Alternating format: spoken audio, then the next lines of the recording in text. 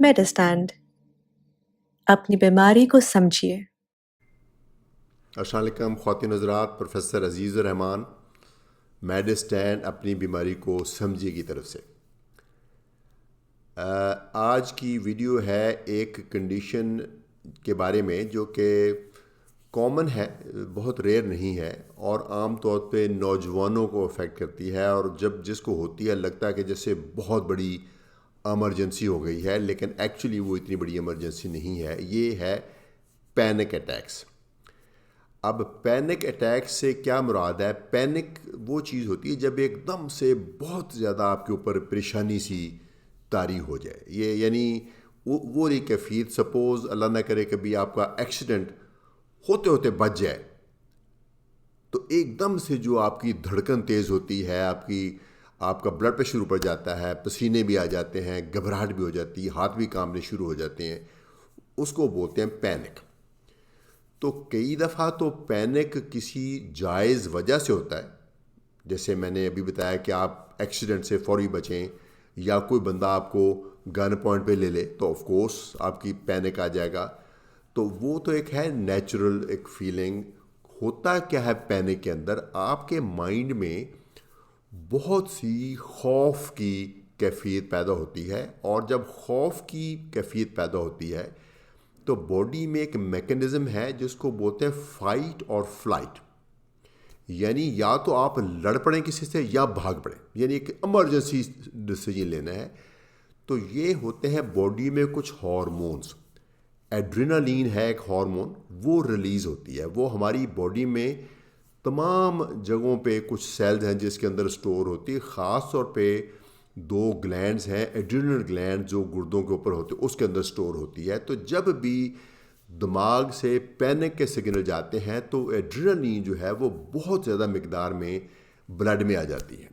तो उस एड्रेनलिन का काम क्या है? वो धड़कन को बहुत तेज़ कर देती है। यानी नॉर्मल आपकी धड़कन जो है वो अगर 60-70 है तो वो उसको बढ़ा के 100, 105, 110, 125, 30 तक कर सकती है। 140-50 तक भी ले जा सकती है। एक ये करेगी, एक आपका जो दिल है वो बहुत ज़ोर शोर से धड़केगा, पाउंडिंग, यानी आपको पता चलेगा कि हार्ट बीट बहुत तेज़ तेज़ हो रही है।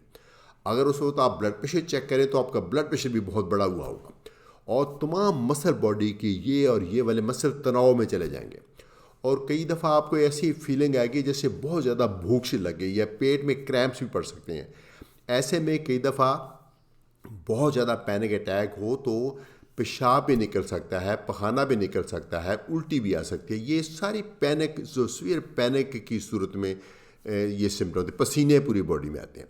पैनिक अटैक्स में कई दफ़ा हमने ये देखा है कि मरीज़ को यूँ लगता है जैसे सांस ही नहीं आ रहा है, वो बल्कि ऐसे लंबा सा सांस खींचता है, एयर हंगर, लेकिन उनको फिर भी तसल्ली नहीं हो रही होती, उनको लग रहा है जैसे सांस रुक जाएगा। और अगर इसके दौरान हम उसकी चेस्ट को एग्जामिन करें स्टेथोस्कोप के साथ तो पूरे लंग्स में हवा का आना जाना बिल्कुल नॉर्मल होता है। और अगर हम उसकी जो आजकल पल्स ऑक्सीमीटर मिलते हैं वो उसकी ऑक्सीजन चेक करें तो ऑक्सीजन का लेवल भी बिल्कुल सही हो रहा था। इसका मतलब है कि एक्चुअली लंग्स में कोई रुकावट नहीं होती, लेकिन उनको महसूस हो रहा होता कि जैसे सांस पूरा नहीं आ रहा और किसी वक्त भी सांस रुक जाएगा।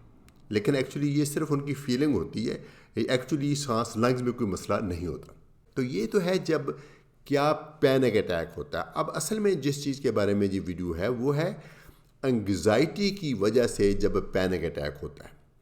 तो बहुत दफ़ा देखा गया है नौजवान लोग अदरवाइज़ हेल्दी, उनको एकदम से छाती में लगता है जैसे भार सा है, धड़कन तेज़ होगी, पसीने, ब्लड प्रेशर ज़्यादा। वो टिपिकली जो वो बनते हैं वो ख़ुद या उनके पेरेंट्स उनको फौरी तौर पे हॉस्पिटल में लेके जाते हैं।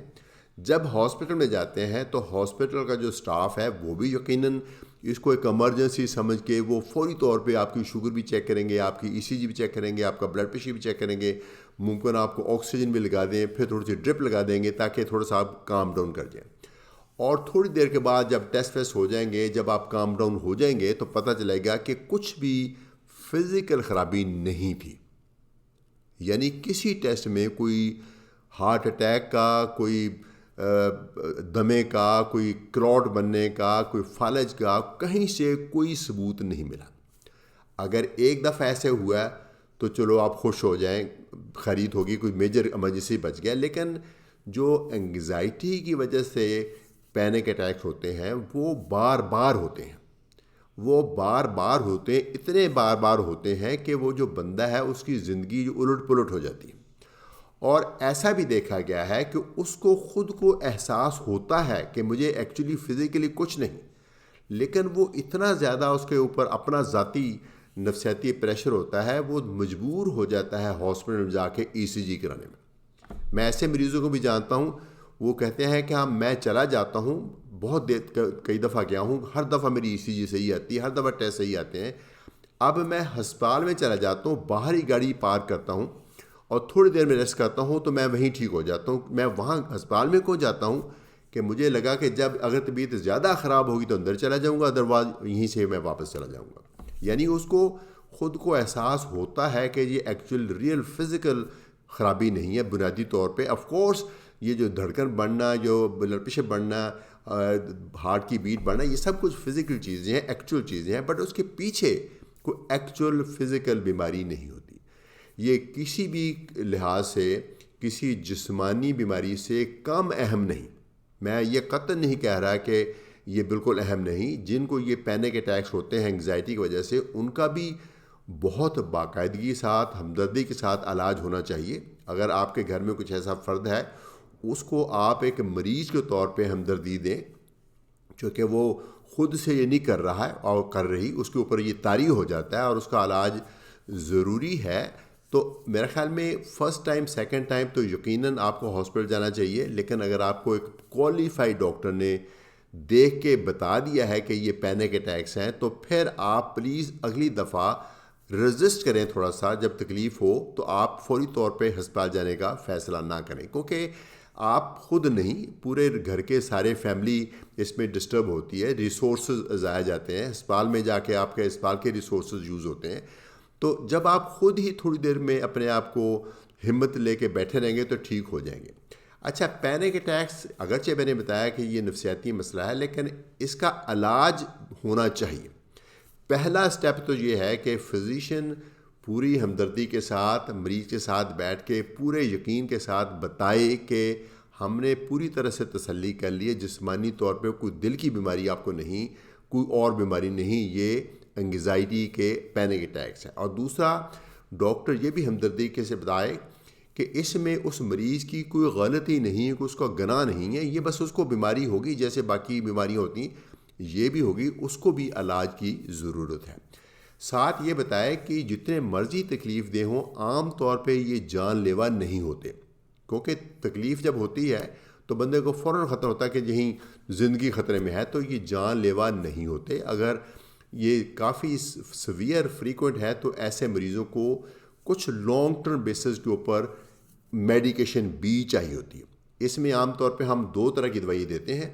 एक वो दवाई जो दिमाग को थोड़ा सा रिलैक्स करेगी, ऑफ कोर्स ये आपका डॉक्टर डिसाइड करेगा जो कौन सी दवाई आपके लिए बेस्ट होती है। बहुत सारी दवाइयाँ हैं, लेकिन जो आपके लिए बेस्ट है वो आपका डॉक्टर डिसाइड करेगा। दूसरा, वो भी दवाई देते हैं जो थोड़ा सा यहाँ से ट्रिगर आ भी जाए तो हार्ट बीट को बहुत ज़्यादा बढ़ने से ना रोके। तो ये दवाई अगर आप कुछ अरसे के लिए खाएं डॉक्टर के मशवरे के मुताबिक, 3 महीने, 6 महीने, साल, तो मुमकिन है आप इस तकलीफ़ से बाहर निकल आएँ। अगर आप ये दवाइयाँ खा रहे हैं फिर भी आपको छोटा मोटा पैनिक अटैक हो सकता है, तो अगर छोटा मोटा पैनिक अटैक हो जाए तो उस वक्त फिर एक इजाफी दवाई खानी है जो माइंड को रिलैक्स करने वाली होती है। मैं अपने मरीज़ों को तमाम को ये बताता हूँ कि आपको अगर ये पैनिक अटैक शुरू हो जाए एंग्जाइटी वाला, अगर आप तो फौरी तौर पे ये आधी गोली खा लें या इवन बेटर है चूस लें। ये दिल की दवाई नहीं है, ये माइंड को रिलैक्स करने की दवाई है, थोड़ी चूस लें। और मैं उनको कहता हूँ कि आप आधा घंटा बस अपने आप को मजबूर करें कि आपने नहीं जाना अस्पताल। आधे घंटे में आपका जहन रिलैक्स हो जाएगा, आपकी बॉडी रिलैक्स हो जाएगी और जो इमरजेंसी है वो घर में ही कवर हो जाएगी। तो ये है पैनिक अटैक्स कैसे होते हैं और इनका क्या इलाज है, इसके बारे में ये मैंने वीडियो बनाई है। मैं समझता हूँ कि ये आपके लिए यूज़फुल होगी, ख़ास तौर पे अगर आपको या आपकी फैमिली में किसी को ये तकलीफ़ है तो इसको ज़रूर सुनिए, बाकी से भी शेयर कीजिए। लेकिन जो शुरू में पहला अटैक है उस पे आपने मेरी ये डिस्क्रिप्शन सुन के ये नहीं अज्यूम कर लेना कि ये पैनिक अटैक है, मुमकिन है कोई ट्रू इमरजेंसी हो, कोई हार्ट का अटैक हो, कोई लंग्स में क्लॉट हो, कुछ हो, वो पहली दूसरी दफ़ा ज़रूर जाके अपने टेस्ट करें डॉक्टर के मशवरे मुताबिक। बट उसके बाद अगर आपको ये बता दिया गया है कि पैनिक अटैक्स हैं, फिर जितने आप हौसले में रहेंगे उतने ही आप सेहतमंद रहेंगे। इजाज़त चाहूँगा। Professor Azizur Rahman from Medistand. अपनी बीमारी को समझिए।